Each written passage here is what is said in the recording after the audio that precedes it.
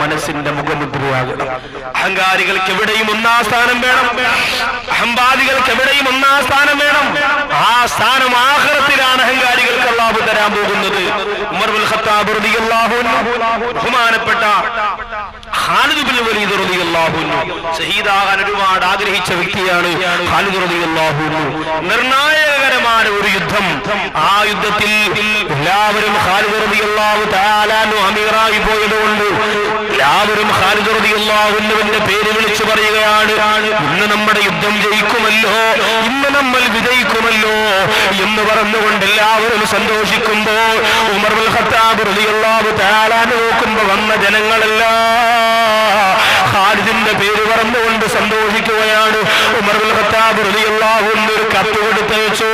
ഖാലിദ് റളിയല്ലാഹു അൻഹുവിന് തന്റെ തലസ്ഥാനത്ത് നിന്ന് മാറ്റിയിട്ട് വേറൊരാളെ അമീറായിട്ട് നിശ്ചയിച്ചു എന്ന് കത്ത് കൊടുത്തയച്ചപ്പോൾ ഖാലിദ് റളിയല്ലാഹു അൻഹു യുദ്ധം കഴിഞ്ഞ് കരഞ്ഞുകൊണ്ട് വന്നിട്ട് ഉമർ ഇബ്നുൽ ഖത്താബ് റളിയല്ലാഹു അൻഹുവിനോട് ചോദിക്കുന്നു, ഉമറേ, ജയിക്കൽ ആവശ്യമായ നിർണായകരമായ യുദ്ധത്തിൽ എന്തുകൊണ്ടാണ് അമീറിന്റെ സ്ഥാനത്ത് നിന്ന് എന്നെ മാറ്റിയതെന്ന് ചോദിക്കുമ്പോൾ ഖാലിദ് റളിയല്ലാഹു തആല അൻഹുവിനോട് ഉമർ ഇബ്നുൽ ഖത്താബ് റളിയല്ലാഹു അൻഹു പറഞ്ഞു, നീ കൊണ്ടുവന്ന കണക്കുകളൊന്നും ശരിയല്ല, കണക്കിൽ കൃത്രിമത്വമുള്ള, കണക്കിൽ കൃത്യതയില്ലാത്തവർ യുദ്ധത്തിന്റെ അമീറാകാൻ പറ്റൂല, അതുകൊണ്ടാണ് മാറ്റിയെന്ന് പറഞ്ഞപ്പോ ഖാലിദ് റളിയല്ലാഹു അൻഹു പറഞ്ഞു, കണക്കിന്റെ വിഷയത്തിൽ എനിക്ക് അല്പം കുറവുള്ളത്, എനിക്കൊരൽപ്പം തെറ്റുപറ്റുന്നത് നേരത്തെ അവിടത്തേക്ക് അറിയാമല്ലോ, പിന്നെ എന്തേ എന്നെ അമീറായിട്ട് നിശ്ചയിച്ചതെന്ന് ചോദിക്കുമ്പോ ഉമർ ഇബ്നുൽ ഖത്താബ് റളിയല്ലാഹു അൻഹു തലകുനിച്ചു വെച്ചിരിക്കുകയാണ്. ഖാലിദ് റളിയല്ലാഹു അൻഹുവിന് അറിയാം, അതുകൊണ്ടല്ല എന്നെ അമീറിന്റെ സ്ഥാനത്ത് നിന്ന് മാറ്റിയത്, വേറെന്തോ തക്കതായ കാരണമുണ്ടാകും. ആ കാരണം എന്തെന്നറിയാനുള്ള ആർത്തി കൊണ്ട് ഉമർ ഇബ്നുൽ ഖത്താബ് റളിയല്ലാഹു അൻഹുവിനെ മുഖമിങ്ങനെ നിവർത്തി വെച്ച് നോക്കുമ്പോ സയ്യിദുനാ ഉമർ ഇബ്നുൽ ഖത്താബ് റളിയല്ലാഹു അൻഹു കരയുകയാണ്. ഖാലിദ് റളിയല്ലാഹു അൻഹു ചോദിക്കുന്നു, എന്തേ ഉമറെ അവിടുന്ന് കരയാനുണ്ടായ കാരണം എന്താ? ഉമർ ഇബ്നുൽ ഖത്താബ് റളിയല്ലാഹു അൻഹു ചോദിക്കുന്നു, ഖാലിദേ, നിനക്ക് നരകത്തെ പേടിയില്ലേ? ഖാലിദേ, നരകത്തെ നീ പേടിക്കുന്നില്ലേ? ഖാലിദേ. ഖാലിദ് റളിയല്ലാഹു തആല എന്ന് പറഞ്ഞു, എന്നെ അമീറിന്റെ സ്ഥാനത്ത് നിന്ന് മാറ്റിയത് നരകവുമായിട്ട് എന്ത് ബന്ധമാണ് ചോദിക്കുമ്പോ ഉമർ ഇബ്നുൽ ഖത്താബ് റളിയല്ലാഹു അൻഹു പറയുകയാണ്, ലാ യദ്ഖുലുൽ ജന്ന മൻ കാന ഫീ ഖൽബി മിസ്ഖാലു ദർറത്തിൻ മിൻ കിബ്ർ. അണു അളവ് അഹങ്കാരം ഒരു മനുഷ്യന്റെ ഹൃദയത്തിലുണ്ടെങ്കിൽ അവര് സ്വർഗത്തിൽ കടക്കുകയില്ല എന്ന് നബി തങ്ങൾ പറഞ്ഞില്ലേ? അവർക്ക് നരകമല്ലേ, നരകത്തിന്റെ ഒന്നാമത്തെ കവാടമല്ലേ? അതുകൊണ്ട് ഖാലിദേ, ഇത്രയും ജനങ്ങൾ നിന്റെ പേര് പറഞ്ഞുകൊണ്ട് നിന്നെ പുകഴ്ത്തുമ്പോ, നിന്റെ പേര് പറഞ്ഞുകൊണ്ട് മുദ്രാവാക്യം വിളിക്കുമ്പോ ഖാലിദേ, നിന്റെ മനസ്സിലേക്ക് നീ ഇച്ചിരി കഴിവുള്ളവനാണെന്ന ചിന്ത വരുന്നത് അഹങ്കാരമല്ലേ? അങ്ങനെ അഹങ്കാരം വന്നാ നിനക്കല്ലാഹു ആഗ്രഹിക്കുന്ന സ്വർഗം തരൂലല്ലോ, നിനക്കല്ല നരകം തരുമല്ലോ.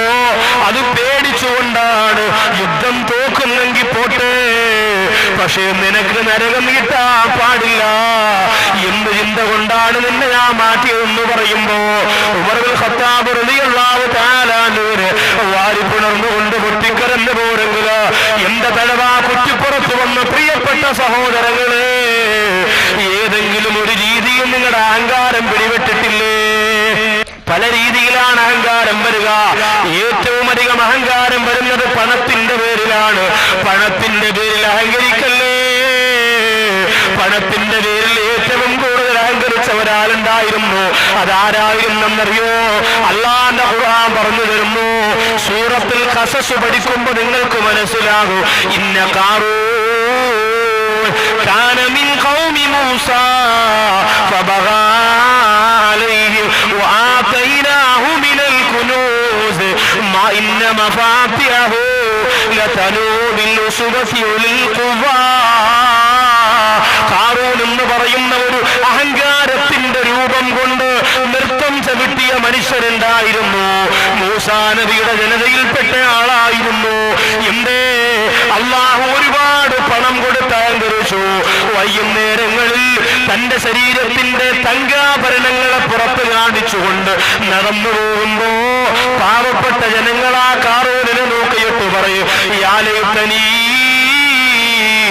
മിസ്ലമാ ഊതിയ കാറൂനിന് കൊടുത്തതുപോലെ കിട്ടിയിരുന്നെങ്കിൽ കൊള്ളാമായിരുന്നു.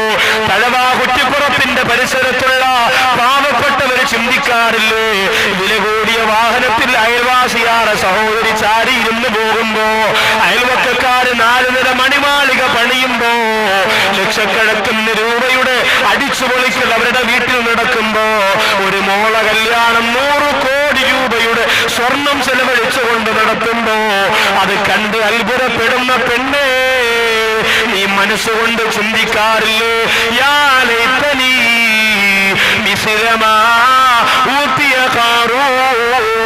കാറൂനെന്ന മനുഷ്യന് കൊടുത്തതുപോലെ എനിക്ക് കിട്ടിയിരുന്നെങ്കിലെന്ന് ചിന്തിച്ച ജനതയെ പോലെ ചിന്തിക്കാറില്ലേ? എന്നാൽ അചഞ്ചലമായ മനസ്സിന്റെ അകത്ത് അരക്കിട്ടുറപ്പിച്ച വിശ്വാസമുള്ള മുത്തഖീങ്ങൾ എന്താ പറഞ്ഞത്? ലാ തഫ്റഹ് ഇന്നല്ലാഹ ലാ യുഹിബ്ബുൽ ഫരിഹീൻ. എടോ കാറൂനേ, നീ ഒരുപാട് ചാടണ്ട, നീ ഒരുപാട് അഹങ്കരിക്കണ്ട, നീ ഒരുപാട് ആഹ്ലാദിക്കണ്ട. ഒരുപാട് അതിരികണം ആഹ്ലാദിക്കുന്നവര് അല്ലാഹുവിന് ഇഷ്ടമല്ല എന്ന് നല്ല വിശ്വാസികൾ പറഞ്ഞു കൊടുത്തു. അവസാനം കാറൂനിന്റെ കൊട്ടാരവും കാറൂനും ഭൂമിയുടെ ഒരു ഭാഗം പിളർത്തി അള്ളാഹു അതിന്റെ അകത്തിട്ട് അടച്ചു. എന്നിട്ട് അള്ളാഹു അദാബ് കൊടുത്തത് ഖുർആൻ വ്യക്തമാക്കി. പെരുമ്പാവൂർ ടൗണിൽ 3 കോടി രൂപയുടെ ഭക്ഷണമാണ് ഒരു മോളെ കല്യാണത്തിന് വാപ്പിച്ചു വെച്ചത്. മുസ്ലിമാണ്.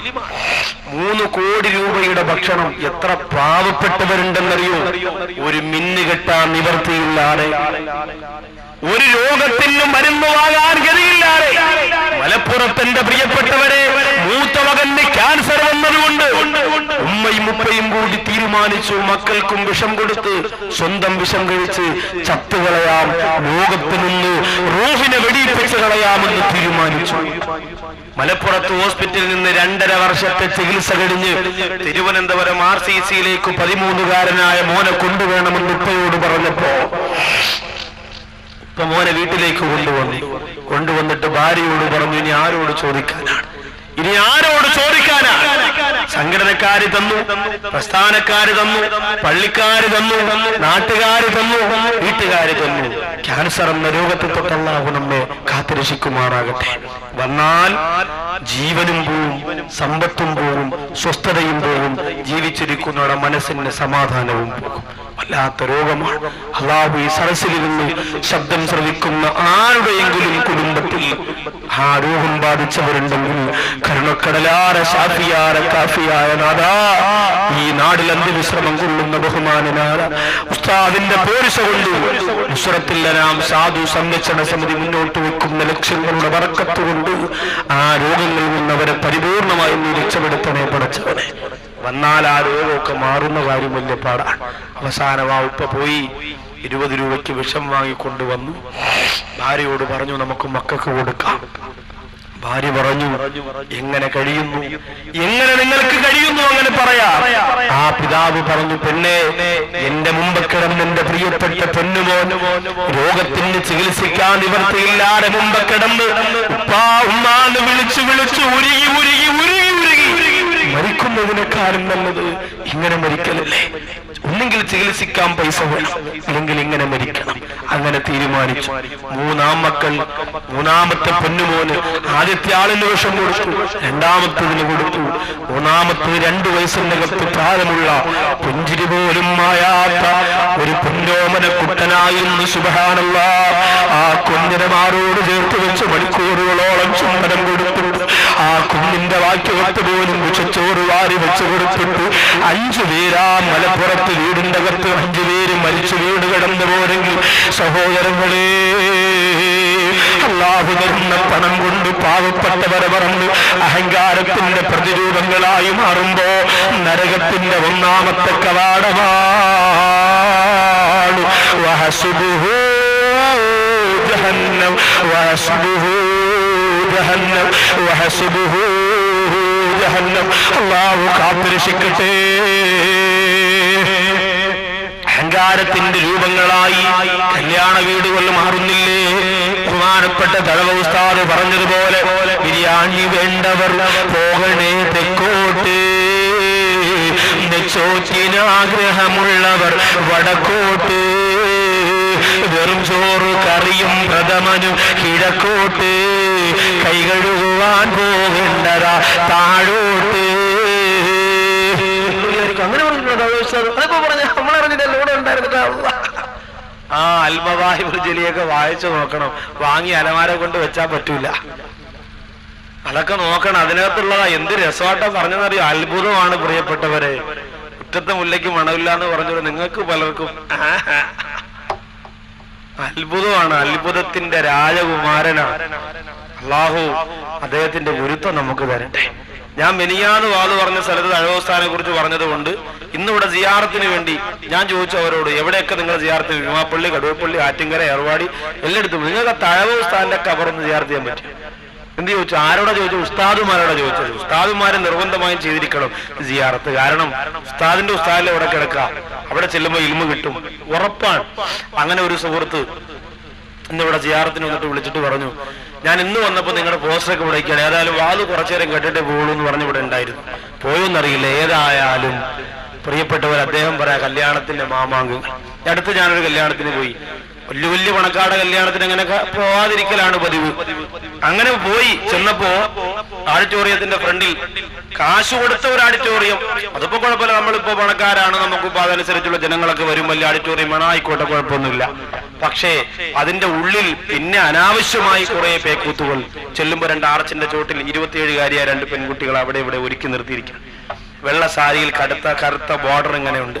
അങ്ങനെ വെച്ചിട്ട് ഇങ്ങനെ നിൽക്കും. ഇങ്ങനെ വെള്ളയൊക്കെ പൂശി പാരലോലിയൊക്കെ തേച്ച് ചുണ്ടൊക്കെ ആണെങ്കിൽ ചുമപ്പിച്ച് ഇങ്ങനെ വെച്ചിരിക്കാൻ. കുറെ ചെറുപ്പക്കാര് മൊബൈലും കൊണ്ട് എല്ലായിടത്തും ഉണ്ട് ക്ലിക്കോ ക്ലിക്കോ എന്ന് പറഞ്ഞ് കുറെ എണ്ണം. ഓ, ദവാനിയത്തിന്റെ മലക്കുകൾ ഒരു അടുത്ത് വരില്ല, അത്രയ്ക്ക് വെറുപ്പാണ്. അങ്ങനെ കുറെ എണ്ണം ക്ലിക്കോ ക്ലിക്കോ അടിക്കുമ്പോ ഞാൻ ഇങ്ങനെ ചെല്ലുമ്പോ വെൽക്കം മുസ്ലിയാരെ, വെൽക്കം. ഞാൻ പറഞ്ഞു വെൽക്കം മുസ്ലിയാരല്ല, നൗഷാദ് മുസ്ലിയാർ. അങ്ങനെ വെൽക്കം മുസ്ലിയാരായിട്ട് കുറെ ആൾക്കാർ നിൽപ്പുണ്ട്. 3 കോടി രൂപയുടെ ഭക്ഷണമേ. തലേ ദിവസം MG ശ്രീകുമാറിന്റെ ഗാനമേള, കല്യാണത്തിന്റെ എരഞ്ഞോളി മൂസാറ ഗാനമേള. എന്നാലും അങ്ങോട്ട് ദഹിക്കുള്ളൂ. ഇമ്മാമ പറഞ്ഞതാ, എരഞ്ഞോളി മൂസായെ കുറിച്ച് ഒരുപാടൊന്നും പറയേണ്ട ഉസ്താദേ, ആളിച്ചിരി ഉള്ളെങ്കിലും ഉള്ളത് കാതലാണ്. അദ്ദേഹം എനിക്ക് ഒരുപാട് ഇഷ്ടമാണ്. അദ്ദേഹത്തിന്റെ പാട്ടുകളൊക്കെ ഞാൻ ശരിക്കും കേട്ടിട്ടൊക്കെ ഉണ്ട്. എങ്കിലും എന്റെ പ്രിയപ്പെട്ടവരെ, അത് നമ്മൾ മോശമായതല്ലേ നമ്മൾ എടുക്കുള്ളൂ. അദ്ദേഹത്തിന്റെ പാട്ട് നമ്മൾ കേൾക്കാൻ പറഞ്ഞാൽ താത്തമാര് കേൾക്കുന്നത് ഏതാ? മോശമാണ്, ഏറ്റവും വൃത്തികെട്ട, അല്ലെങ്കിൽ സെക്സ് റാക്കറ്റുകൾ പോലും തോറ്റുപോകുന്ന തരത്തിലുള്ള ഭാഷകളുള്ള മാപ്പിളപ്പാട്ടെന്ന് എഴുതി വെച്ചിരിക്കുന്നത് മാത്രമേ നമുക്ക് ദഹിക്കുള്ളൂ. മിഅ്റാജ് രാവിലെ കാറ്റേ മരുഭൂ തണുപ്പിച്ച കാറ്റേ. ആ വരിയുടെ അർത്ഥം മാത്രം നിങ്ങളൊന്ന് ചിന്തിച്ചു നോക്കി. മിഅ്റാജ്, അതുപോലും സ്വപ്നം എന്ന് പറയണ മടയന്മാരല്ല, എന്ത് ചെയ്യാൻ പറ്റും? മിഅ്റാജ് പോലും സ്വപ്നമാണെന്ന് പറയാം. വിശദത്തിൽ നിന്ന് മാറുന്നില്ല, മടങ്ങി വരുന്നു. റസൂലുള്ളാഹിയെ കുറിച്ച് പറഞ്ഞാൽ പിന്നെ എനിക്ക് വല്ലാത്ത ഒരു അനുഭവമാണ്. അതുകൊണ്ട് അതിലേക്ക് കടക്കുന്നില്ല.